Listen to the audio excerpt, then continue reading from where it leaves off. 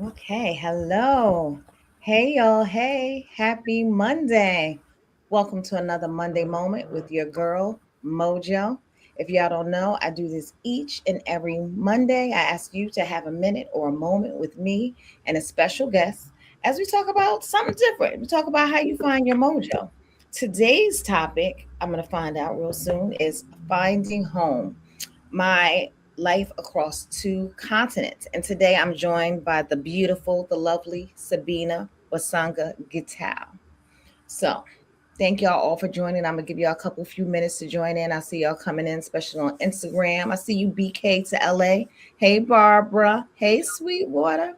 Happy Monday, y'all. I hope everybody is having a good week. I feel like mine is off to a good start because I am here with y'all. Hey.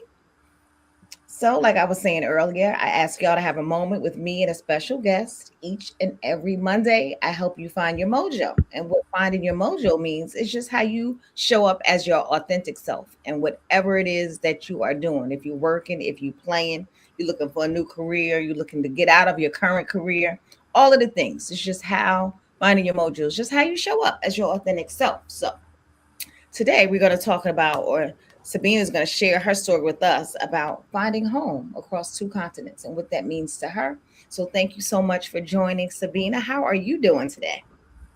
I'm doing well, thank you. Very good. Glad to hear it.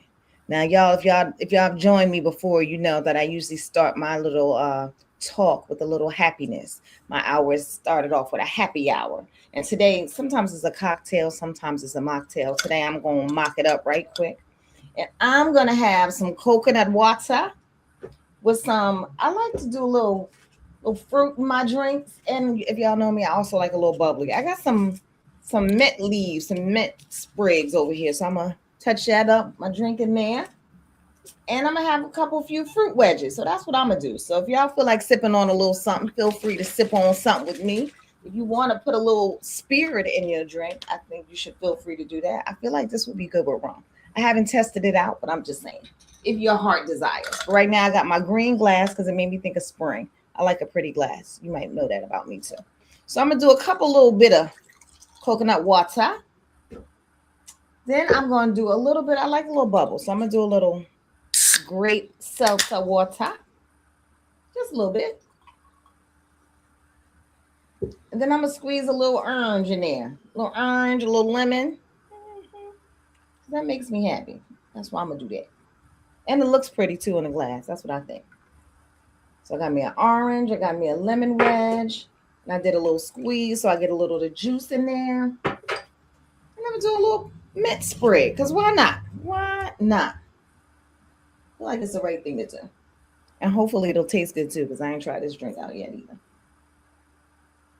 So as you all know, or if you don't know, when we have our little chat and we start chatting it up, I love for y'all to join in. Tell me what y'all think. If y'all have questions, comments, please feel free to drop them on in the chat because this is just a conversation we're having. So we want y'all to share in the conversation. I promise I had a really cute spoon in here to stir up my little mocktail with, but I don't see it, so I'm gonna use the knife. But here we go. Here we go, y'all. Ooh, and I'm making a mess, which is why I always bring a little towel. All right, y'all. So happy Monday. Now I'm ready to start my Monday off right. Because what better conversation do I know than one that's had with a nice little mock or cocktail? So cheers, y'all. Happy Monday. This is missing a little something. I don't know what it is. Something about the coconut water and the blackberry seltzer. It's not really meshing. But I'm going to sip on it just to see. So yes, thanks everybody for joining. I see some more people have joined in. Thank you. Thank you. If you don't know, every Monday I do this at 8 p.m. EST. I have a special guest, a different topic. And today's topic is finding home, my life across two continents. I'm joined by the lovely Sabina, and she's going to share with us her story. We had the cocktail out of the way. I invited y'all all in. So now, Sabina, could you tell us just a little bit about who you are, where you are, what you want to be? All right, thank you so much for having me. This is special for me to be on Monday Moments with Mojo. This is my first ever podcast, so So I'm honored Thank to be here. And a little bit about myself. I am originally from Kenya, and I have been living in America for the last 19 years. you. Okay. So um, I am currently an educator. And besides being an educator, I am a storyteller. And that's how I met you, Maisha, because I work with your mom. She is my mentor, one of my mentors, together with Sweetwater, who's also joining us here today. Mm-hmm. They mentor me, and I do storytelling as well as, being an educator. I'm also a wife and a mom Excuse me. to two young ladies. Oh, And yeah, nice. so Mm-hmm. that's a little bit about me. I was born in Kenya, Okay. and while I was still very young, my parents separated. And so this made me Mhm. move from Kenya to Uganda. So I lived in Uganda for a little bit Really? in my early years, yeah. But at the time when I lived in Uganda, it was during the war. So Was it was a it? very difficult time, but I Mm-hmm. was able to meet my mom's side of the family because she's originally from Rwanda, Mm. but she grew up in Uganda. So that those formative years um, are the ones that made me who I am today, because I feel like when I moved to a different country, I had to learn a new language. Right. Now, what And language did you speak when you were there? so when my parents could only communicate to each other in English, so Mm. English is my first language. Okay. Yes, because they were from different African countries and they spoke different languages. So English is my first language. And Mm-hmm. then when I went to Uganda, I spoke Luganda, which is one of the languages, official languages of Uganda. I spoke that when I played with my friends outside Oh. and a little bit at school with English. And then in the house, we spoke a different language. We spoke Kinyarwanda. Ah, So, yes, so no. I learned how to code switch early in life. I didn't know it Early. would one day help me when I moved to America. So, so I early on I learned those languages, and then I moved back to Kenya, and when I was in Kenya, Mm-hmm. I I I went to a boarding school. A lot of my life was in boarding school because that's what happened then, and also um, I met another set of communities, and that's when I learned Swahili, which is one of my favorite languages Oh, of really? all of them. Yeah, so Now, then I how went to, mhm. why did you say that it's your favorite? What about it do you love so much? Because I have like where I grew up in Kenya, we have 42 languages. Oh, So wow. depending on what part of Kenya you are from, there's a different language. But Okay. English is the official language, and Kiswahili is the national language. Okay. So All I right. decided to pick that as my language because my parents speak different languages, and then my husband speaks another language. Okay. So, but everybody at least will understand Swahili. Okay. So I decided that that's the one I'm going to stick with. Okay. So I stuck with that language, and I love it, and I teach it, I teach it to people. And when I moved to America, I was expecting my first daughter, and I was a little bit worried that she's not going to pick on all the things that I grew up learning, my Mm-hmm. culture, my languages, and everything. So I Mm-hmm. decided to teach her Swahili. Okay. Okay. Yes. So your And daughter, do both of your daughters speak Swahili? so one of them speaks Swahili more. The older one speaks more than the younger one. The younger one understands everything, but she doesn't speak as much as I would like her to. But she does understand everything. Yes. Okay. So I feel like, Kiswahili, I feel like because I fell in love with the language, it became later on became a gift because it's through speaking Swahili one day at the library that someone heard me and they were curious. They were like, what is that? I said, oh, it's just I'm teaching my daughter Swahili, so I speak to her in Swahili. Okay. And they asked me if I could come and do some storytelling in Swahili. Oh, lovely. So I So wasn't you do planning. storytelling in Swahili too. That's fantastic. Yes, so I started, by teaching little songs to children and then translating them, and that morphed into something that now I, one day hope to do full time. But right now I do it part time. I do storytelling part time. Yeah, under the I don't know whether to say the brand name, but I do it under Educate Through Culture is what I call that part of my life. Okay. Yeah. Now, somebody in the chat says, "Did your experience code switching in Uganda impact the way you've handled code switching in America?" Great question. Yes, because I feel like it's just helpful. It kind of helps your brain get used to, because when you're with Mhm. a different set of people, you have to think differently. And even bringing up children in America, the way I learned how to say things is not the way they're saying the things. So I would tell my It's kid, not like a direct can you put that translation of in? some of the stuff. Yes, because Hmm.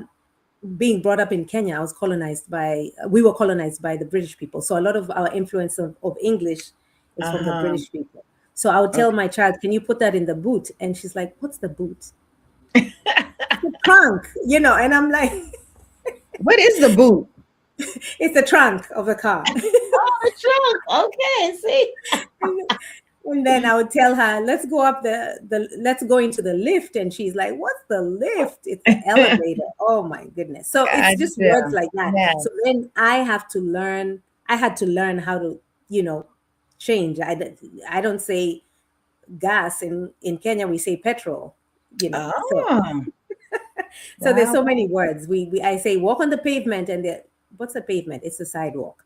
So Yeah. you end up daily thinking before you speak, because you're trying to I feel like you think in a certain language, Hmm. and then you translate it, and then you say what you need to say. So I say it in a way that would be understood in America, but I think I still have an accent, a Kenyan accent, but I I really try to say it in a way that I think would be understood. And I found myself having to repeat myself time and again.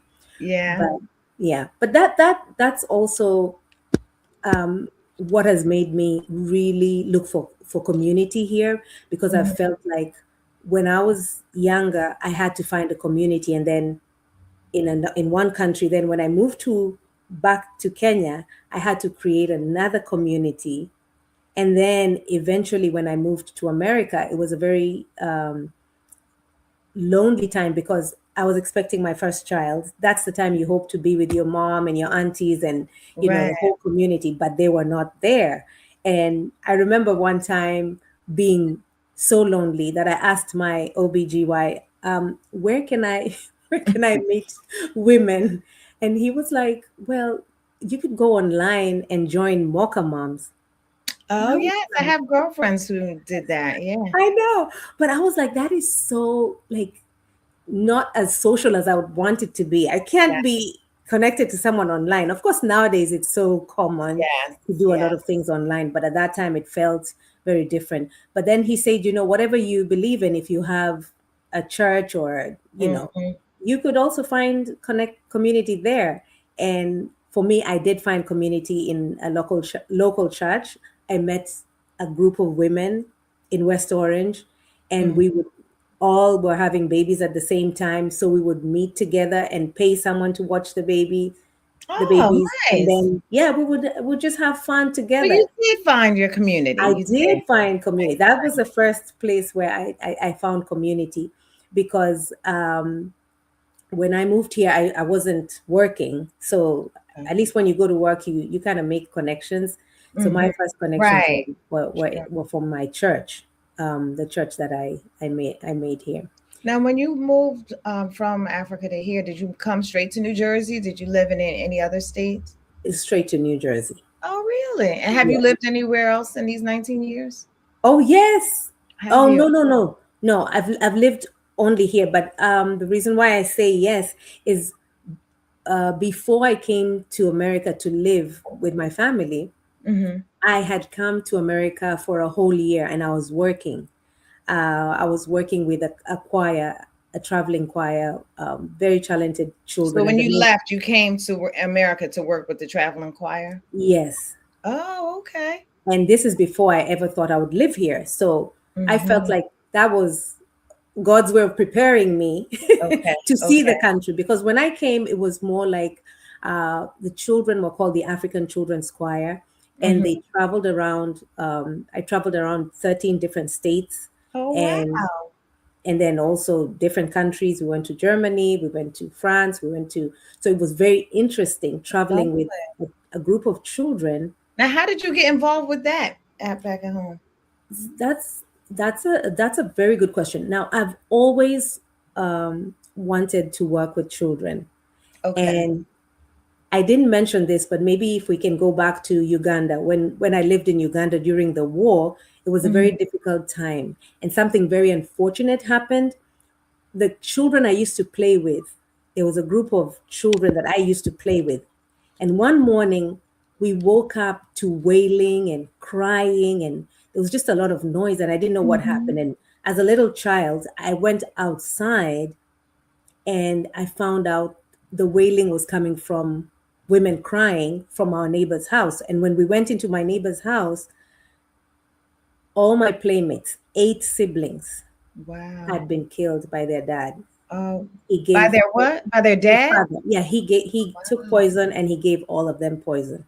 And it's Wow. at that point in my life that I felt that it was unfair that he took my playmates away. I always felt like if he wasn't there, I don't think I would have missed him, not in a bad way, but I Mm-hmm. miss my friends. Why did he take away my friends? Right, And it's right. from that point in my life that I always felt I would want to work with children to help them to make sure they're safe. So ever since I was a teenager, I was involved in my church, being a youth camp counselor. And then Okay. as I went on, I always worked with children. So when this organization was looking for someone who had a certain skill set, I happened to have the skill set, including Luganda and Kinyarwanda, because they were picking children from 3 different countries and I could speak all the languages. Okay. And so it was, they were like, we don't even know where we would have found someone who could translate. Because when the children come to us, they're from very underprivileged communities, and Okay. they speak their local dialect. They don't Okay. speak English. Mm. So I worked with them together with a group of other people, and in 3 months, these children could speak English. Wow. And that's what inspired me that Wow. one day when I get my own children, I will speak to them in Swahili so Mm-hmm. that because I saw it work. I saw it work in three. Right. We had to translate 5 different times, 5 different languages to Okay. just tell them we're going outside to play. We would have to say it in 5 different ways. And in three Wow. months, we could say it in English. So that That's really, amazing. impressed me and yeah, and made me know that children are capable of so much. But together with the fact that my friends were unfortunately taken away, their lives were taken away, I wanted to stand up for the rights of children. I wanted to fight for children. Okay. And so I've always worked with children, Mm-hmm. but I didn't know where it would take me. So I got to work with this interesting choir, and Mm-hmm. then we traveled around the world. The places I went to was like Alaska. I'd never been, that Wow. was Yes. so unique. I went to Alaska. Mm-hmm. That was the first place we went to, and it was just amazing. It was during Mm-hmm. the summer, and Oh, wow. it would be midnight, and it was as bright as day. So Wow. I've it was never very been to fascinating. Yeah, very fascinating. So then, eventually I came to America, and I mean, before I worked with the African Children's Choir, I lived in India. Alaska. Oh, wow. As a young person, yes, I did travel to India to Mm-hmm. go for education because I was just curious. We have a lot of Indian people in Kenya, Okay. I didn't And know that. Okay. I love their food. I was fascinated by their culture. And when I got an opportunity to go to Kenya, to go to India for studies, I took it up. And I went there and I got my first degree Now, how long were you in India? for 3 years. 3 years. Okay. That's how Yes. long it took you to complete your degree? Yes. Okay. And what did you get a degree in? I got a degree in social work. Okay. Uh-huh. So I was able, I mean, that was my goal, to be able to always be a social worker and work with children and help them in that way. So when I came to New Jersey, I was hoping to continue working with children, but I had no way of knowing how this was going to pan out because I had my own children. I was starting my own family. Okay. Now, do you have siblings and back Yeah, home? I do have siblings. I have two older sisters, and Okay. they're both back home in Kenya. They both live in They Kenya. are. Yeah, Okay. Do yeah. they have plans to come over or no? Um, no, not to visit or to live Oh, here. to Probably to live, to visit. move. Oh, no, no, no. No, okay. Yeah, they're settled where they are. Yeah, Okay. Do yeah. you But visit they, home back yes, often? I do. I Oh, do visit home. I was there. I mean, last June I was there. okay. Yeah, so I do go back to Kenya when I Okay. can. Yeah. And I'm sorry, I didn't mean to interrupt. You were saying your transition from India from your degree and to figure out how you were going to work with children here. Yes, so I moved to when I moved to the States, I I went to Montclair State University, and my hope was to do a master's program, but because I had been to India for 3 years, uh, whatever I did there was 90 credits, and you need 120 credits to be able to do a I master's see. program. Okay. So I signed up, and by the time they translate things, um, they were like, okay, this translated, this didn't translate. So I ended up going and getting a second degree, Okay. and I completed that. And while I was doing that, I was able to intern with DIFAS, which is now Okay. called Child Protection Services. Uh-huh. And I was able to work, locally in New Jersey, and it was wonderful. But it was also at a time when I was raising my own family. So I had to figure out how I can still work with children while raising my own children, because um, it's not that I didn't have company. I mean, I didn't have family here except my husband and Hmm. the friends that I was making in church. I didn't have anyone to support me with the kids. So I thought the best way that I could still work with children is through education, Hmm.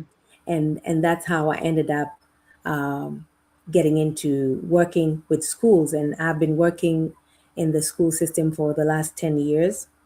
Oh, wow. And what do you do with the children? Are you a teacher in the classroom or Ye- administrator? Or...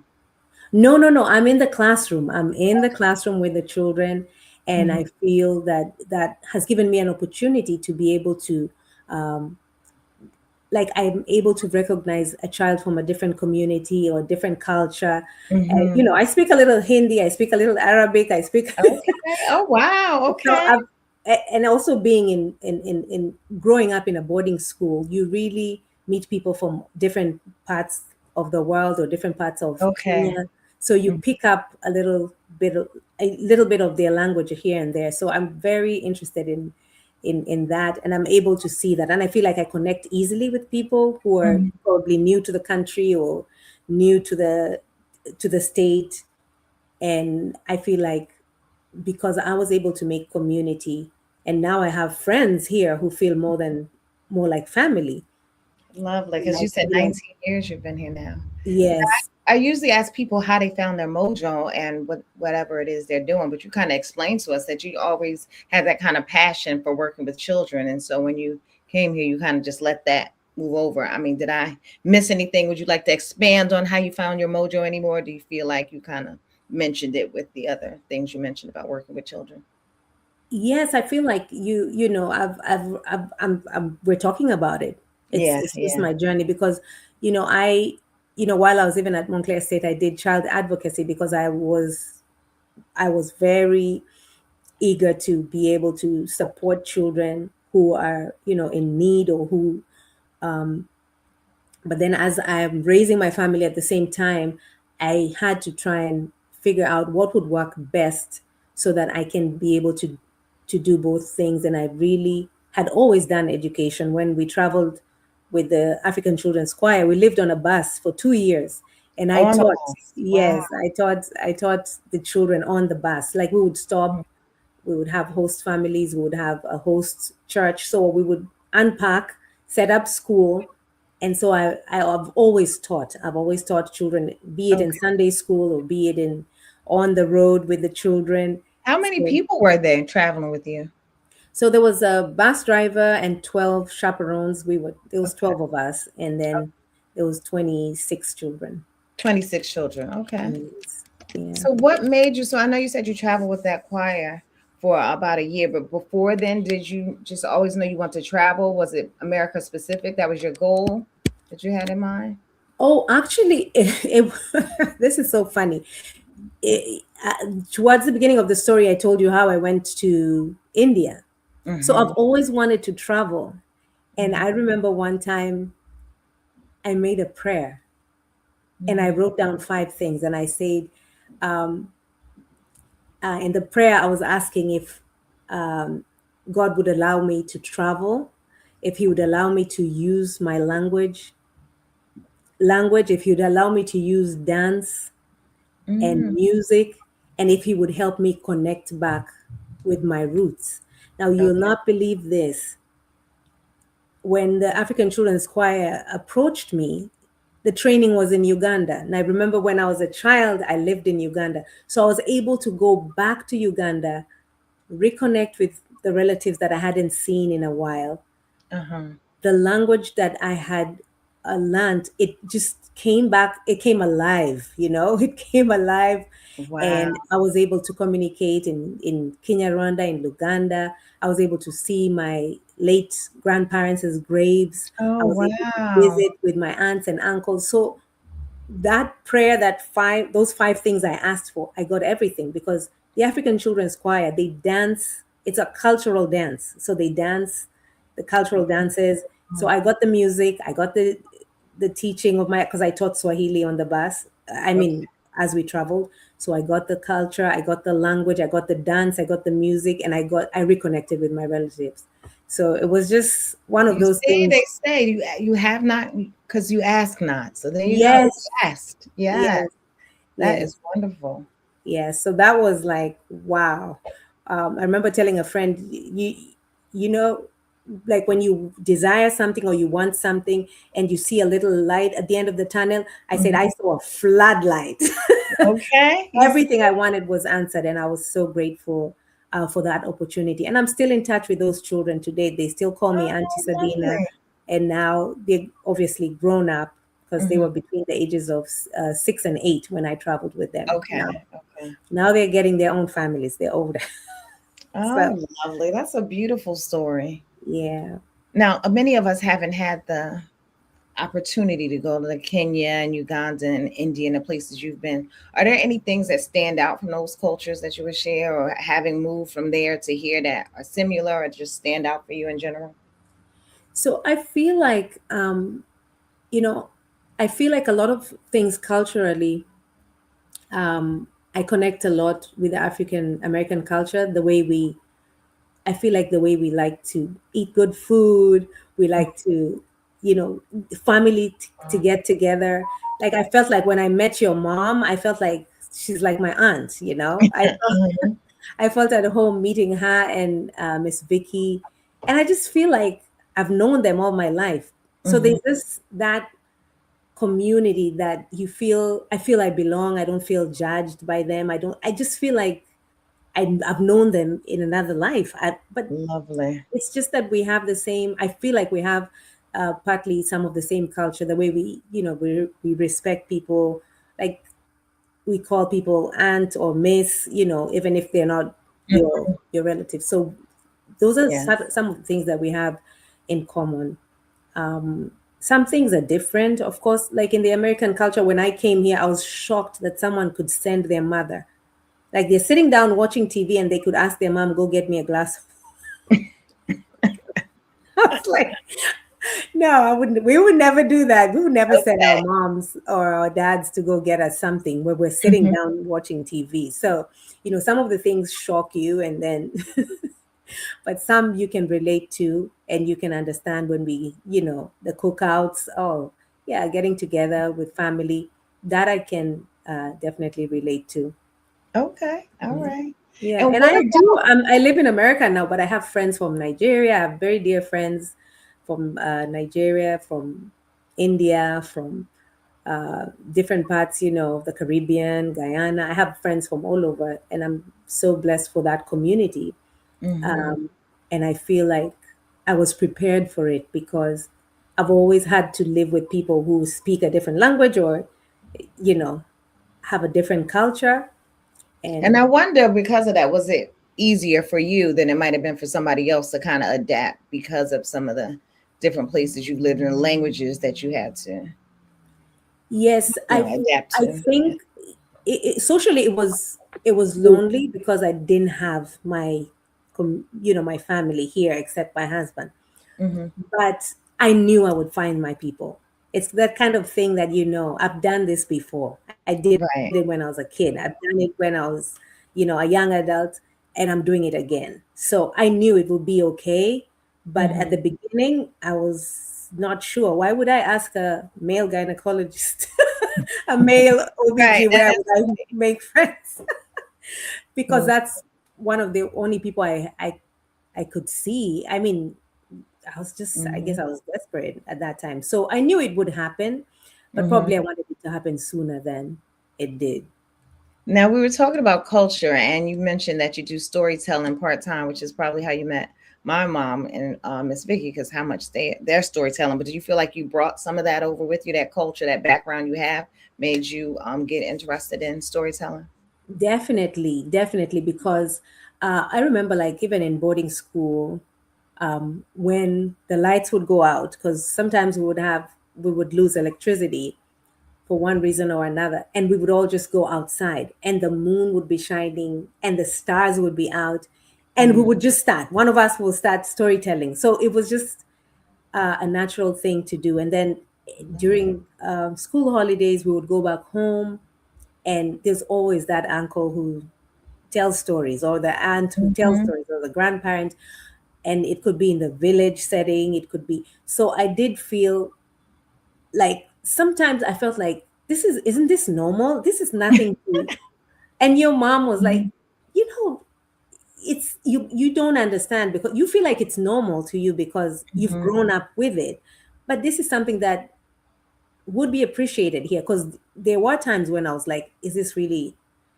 I was like, the reason why I spoke Swahili was to for my children, to just teach my children. I didn't know that it would be something that would be appreciated by many, but I've been able to teach after school programs. Like, in there's a program called Explorers. I was able to teach Swahili. Okay. I've been able to have so many people ask me, "Can you teach me the language?" And I work with them. I even had a college student last year. She's like, "I'm taking I was Swahili, about to say, do you and I teach? need your help." So I just helped her because she's like my niece. She's my friend's daughter, and I was Mm-hmm. able to help her. But then there's been so many opportunities for me to work with people who want to learn the language and who are interested in it. And then, as part of my storytelling, I always infuse Swahili. I I was always about to ask you more about your storytelling. So when you have stories, are there some that you brought over with you or that you heard like your aunties and your family members tell you, or do you make up your own stories, a little bit of both? Or a where did little you? bit of both. So I Okay. do have, because sometimes I feel like the stories might not be relevant, like Mm, some aspects of the story. So I also create my own stories, but I okay. do always use aspects from my culture or from lessons or from um, things that I grew up hearing. And Okay. sometimes it would just be a song, but it would inspire a whole story because it triggers a memory, it triggers something. Yeah. Hmm. So I do use both, definitely. Yeah. Now, when I grew up, I guess I fell in love with stories because mommy and I used to read. Well, I guess we were probably reading since I was a little girl, but then even when I got older, we would read back and forth. At night before we went to sleep, she read a page, I read a page. And then as we got older, mommy started doing like the storytelling events like you do. Now I forgot Mhm. my question. But I was wondering, do your daughters tell stories also? Or do they enjoy the storytelling art? Um, they don't tell stories, but one of my daughters was my teaching assistant when I was teaching Swahili because Okay. was able to use her to demonstrate. Like if I'm trying to teach you how to greet, then I would use her and we would greet each other. And if we were singing a song and it's a call and response, she would do it. So, Hmm. and they always, both my daughters, my youngest daughter is very good at videography, picture taking, and Okay. creating stuff. She's very creative, so she helps a lot, and she likes to support me in that way, but not um, telling the stories. But Understood. maybe in future, maybe in future. But she knows how to do my setup. She knows how to, what needs to go where, and she helps me with if I have crafts to do. Yeah, she helps me definitely. So I Now, know they're enjoying it, and it's also interesting for them to see it, to see other people like interested in their culture. mhm. Because when you're teaching children a different culture or a different language, and there's no one around them, especially the kids their age, Mhm. it's not appealing. So it's That's not, true. it's challenging. But I would maybe at the end of the show, that's what I would give as a an encouragement to people who are trying to do that or learn a different language. And I'm going to ask you before we leave to say a couple few words in Swahili. But I was also thinking when you were talking earlier about coming over and finding a church home and a church family and kind of communing with those people. How was religion there? And when you were in Ghana and Uganda, were you, and were you religious then, or is that something you picked up over here? Now that's very that's very interesting because I was, yeah, I was brought up in the church there, Hmm. but in my school we had, believe it or not, we had missionary teachers from New York and New Jersey. Okay, of course, we're everywhere. We had, and one of my teachers was Mrs. Miss Moore. She passed away a few years ago, and then Miss Carol also passed away. She was from here in New Jersey, and I was able to reconnect with her when I came. Wow, Yes. nice. So these people had come to Kenya, and my school, everybody in Kenya, I mean, in the public schools, we learn Christian religious education and Islamic religious education. Like that's part of the curriculum. I was gonna ask you which religions were most prominent there. Okay, Yes. So those two are the most prominent, but we do have others, okay, like the Hindu religions. We have those two. But okay, in our school, we had both Christian religious education and Islamic religious education. And therefore, to teach those classes, the missionaries would volunteer their services to teach okay. the classes. And that's how I got exposed to it. And that's the first time I saw a waterbed was through my missionary teacher from. And the first time I saw pizza was when we were making pizza at her Mm, house while we were learning, memorizing Bible verses. And the I first love time, it. I learned what, we had a lot of games and like the Bible sword and things. So I did grow up in church, so that even when I went to India, because I love singing, I was Mhm. in the worship team in India. And Okay. I didn't think I would meet any Christians there, but I Mhm. did come across Christians, and I still have friends in India. And I would sing in Hindi in church. Oh, okay. Yes. Yeah. Now it's just when you get married. Did you get married in Africa or over here? No, I got married in Kenya. I got So, married in. how's the ceremony? I've been to me and mommy years ago went to Ghana, and I remember going to church, and it was like a party. I had a great time. So, I love. how the weddings? How's the wedding ceremony? So the weddings, even before the actual wedding ceremony, there's so Mm. many cultural events that happen, and I love that. I love them. And I don't know how you take it, but they pay bride price for us. So someone paid bride price for me. Mm-hmm. Lovely. but so all these cultural celebrations are to unite the families together. Hmm. It's not about the money, or nowadays you don't even have to pay, but then it's a show of appreciation Okay. that you know the families are joining together. This girl is coming into our family, and so they're fun. And for instance, like there's one of the ceremonies where, say, if I was getting married, me and my cousins and my sisters would come draped and covered, Mm. and the person who wants to marry me has to figure out who I am. And I'm Okay. draped up, I'm covered.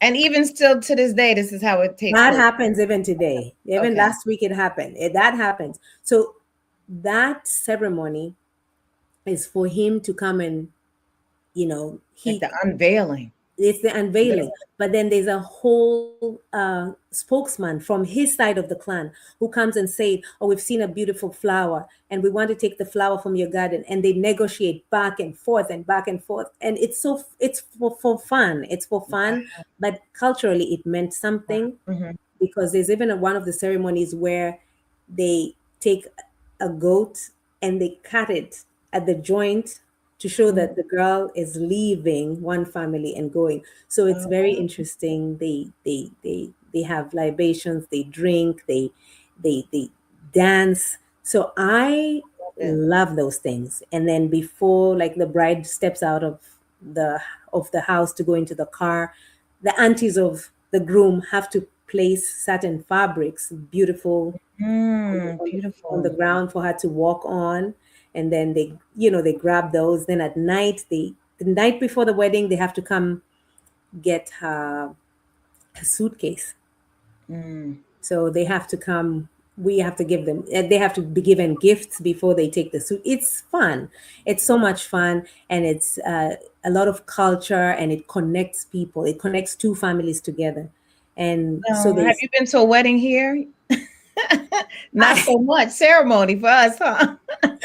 I think we need Yeah, to implement some of that. Hold I on. know. I think we Yes. should, because it is so Yes. much fun, and it just unites people together, and there's so much Mhm. celebration, and people become friends beyond just the two, man and woman, getting together. It's more than that. And as it Now, should be. That sounds yes, beautiful. yes. Now, do you all take as many pictures as we do? You know, everybody is picture crazy now too. There are a lot of pictures, or it's more just about the experience, so not so much. Oh no, we take pictures. There's even people, the paparazzi come to your wedding and they take pictures, and they Okay. they sell them to the public. Yes. So they have the official photographers, and then we have other people Okay. who come to make money. They come to take pictures and sell them. Okay. So I'm putting a bid in to see some of your pictures from your wedding. Hello. Oh, okay. I will Yeah. show you. I'll come over. Really where I'm going with this. Yes.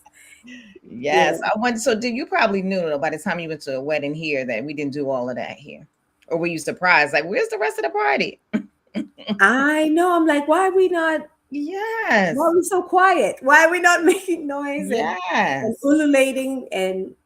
But that's the same thing. You realize I've gone to weddings in other countries, and it's Mhm. different. So I Yeah. understand there's difference, but one Because time, India, I hear they're great weddings too. oh yeah, they Hmm. elaborate.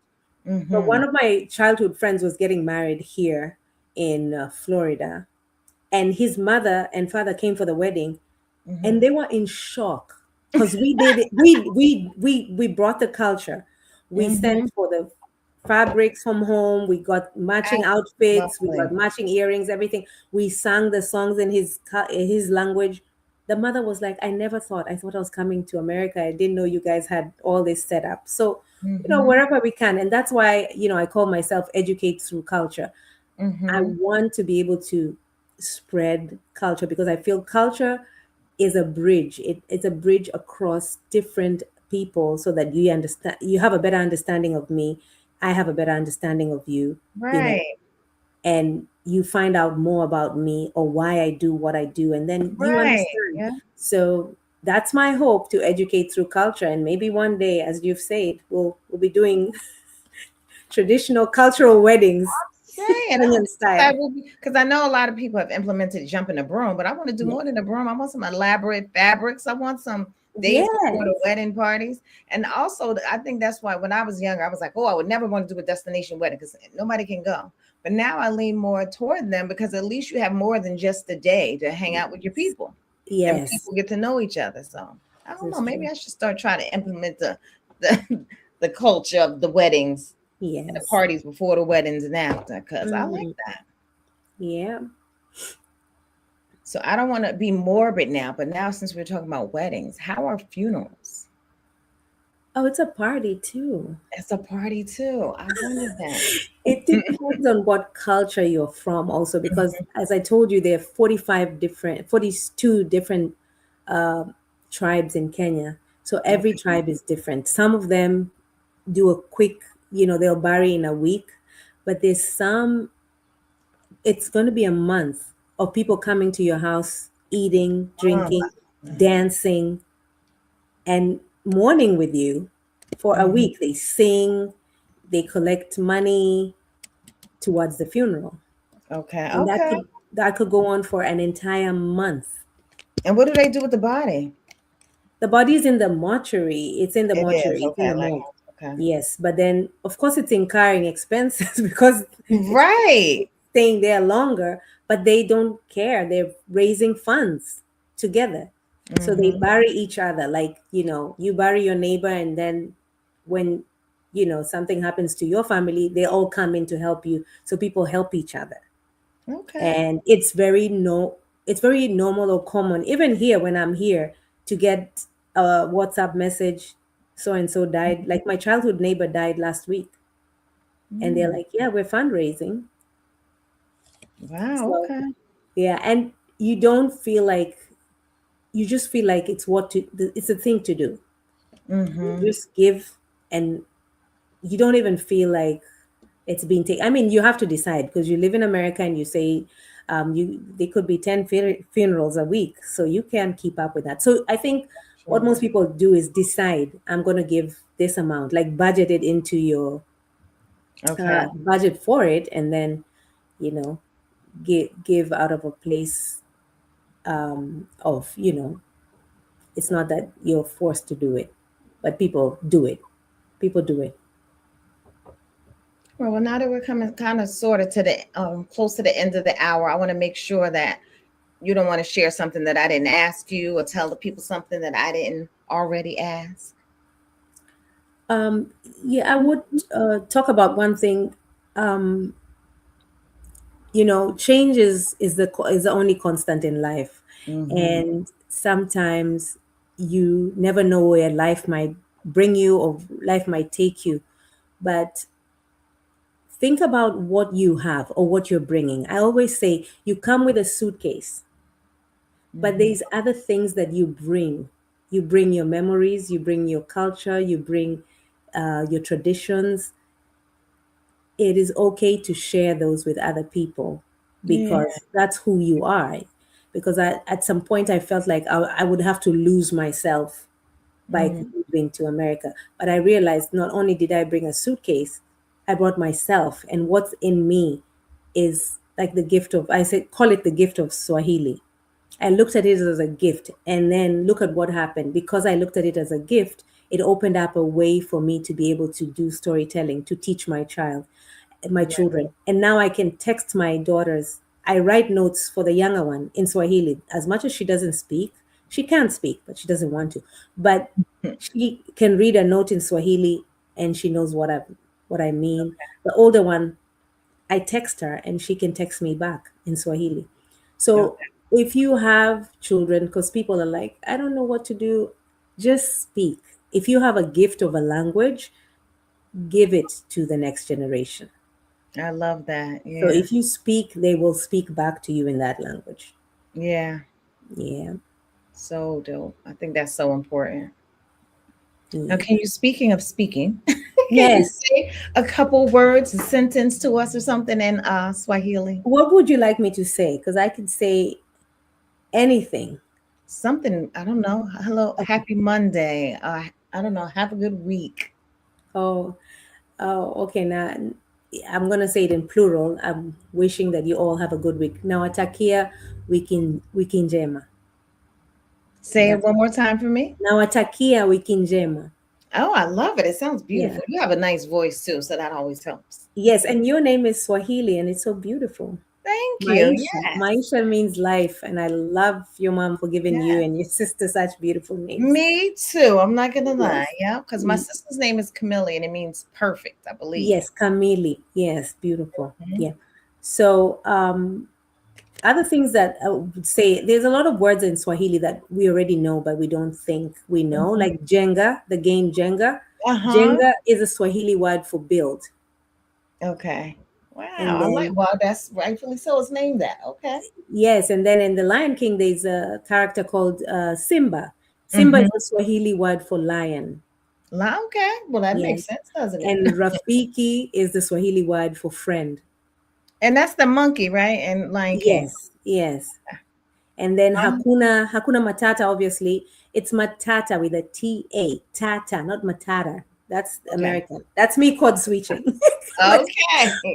Matata, it's Matata. Hakuna Matata means there are no problems or no worries. I like that one. Yes. So, I could say more words. Chai is tea. If you go to Starbucks and you Chime. want chai, Okay. chai is tea, but it also is in Hindi. Chai is tea Okay. in Hindi as well. So we have a lot of things also borrowed from Kenya that has borrowed from India, from our food, our spices, because they also came to Kenya to build a railroad many years ago. So Is that right? they stayed over. When you Mhm. were talking about that, Chef Tori, when you were just talking about culture and sharing your culture, when she was on a couple weeks ago, she was mentioning that, depending on your culture, she doesn't cook one thing from another culture, depending on who her client is, just because, Yes. we eat differently. But sharing that information, like, I don't know if as a nutritionist or a coach, I would even think that that's the thing. So, but Yeah. I still want to know about that, right? What are y'all eating? So, I think Yeah. what you said is so poignant about sharing the Yeah. wealth and sharing the knowledge for sure, for sure. Yes. And then Asante Sana. Thank you very much. Yes, I did know that one. Asante Sana. Asante Yes, Sana. Yes. Asante Sana. So yeah, your mom is asking if I still sing. Okay, I'm Yes, gonna I was sing a gonna little say bit. I'm gonna sing a little bit. you sing a little bit. Asante sana, asante sana, asante sana maisha, I love it. asante sana nyinyi nyote. I just say thank you, Maisha, and thank you, all of you. So that's it. Thank you for sharing. That sounded Yes. beautiful. Now, church, you don't sing in a choir? I want to talk to you about that. Okay, I okay. don't have a choir, but now my life is at a point where probably I can join a choir now, and I know we can talk about that. Yes, we can, because I Yeah. want to talk to you about Kenya, because that's the next one of the next places I want to go to. So, Oh, yes, good. we can talk offline, as they say about that. But Okay. also, you said you like educating people about culture and joining culture. So please tell the people your website. I'll put it when I post this video as well, but just so they hear it in case they're here now. And I'll put it in the chat also. Yes, my website is educatethroughculture.com, www at educate, no, www.educatethroughculture.com. Okay. And then my Instagram handle is Sabina Educate Through Culture. All Oh, right. it has some hyphens. Sabina Yes, it does. underscore educate underscore culture.